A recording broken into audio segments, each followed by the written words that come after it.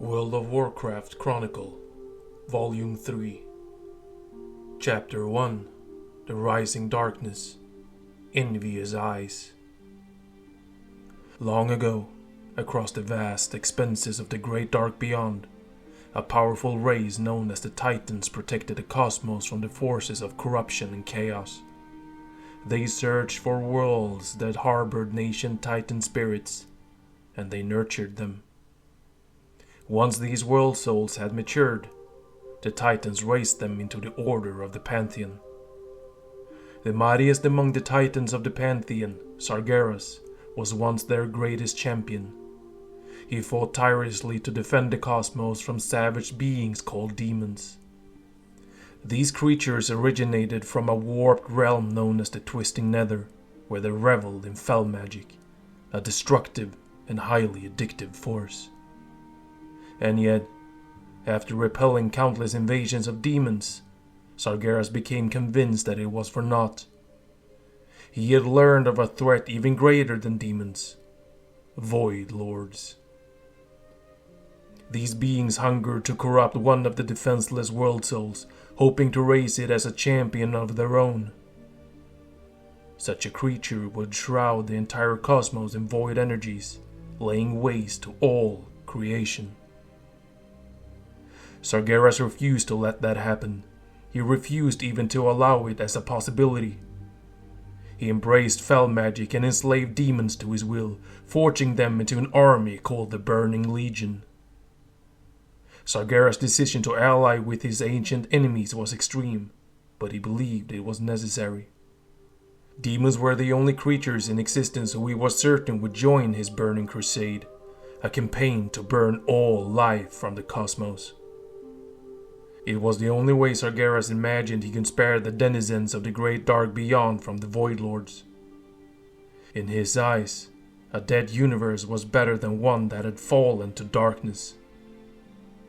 No civilization was strong enough to oppose Sargeras and his fire army.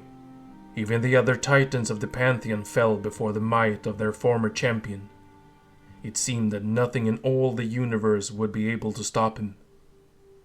Eventually, Sargeras learned of a world that the other Titans had once visited and shaped with their own hands. Its name was Azeroth, and it contained a world soul with more potential power than any Titan spirit the Pantheon had ever known. It also harbored a darker presence. When the Titans had discovered Azeroth, they had found it infested with physical manifestations of the void, known as the Old Gods. These massive entities had forged a civilization called the Black Empire on the world's surface. The Titans and their servants later shattered the Black Empire, but they did not destroy the Old Gods. They feared that doing so would harm Azeroth itself, and they would instead imprison the vile entities deep below the ground.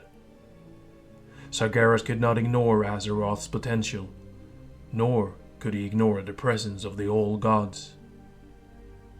10,000 years ago, he sent his army to corrupt and destroy the creatures of Azeroth.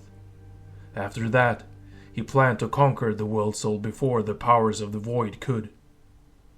But an unlikely alliance of night elves, ancient spirits of the wilds, mighty guardians called the dragon aspects, and other brave races repelled the demon's invasion.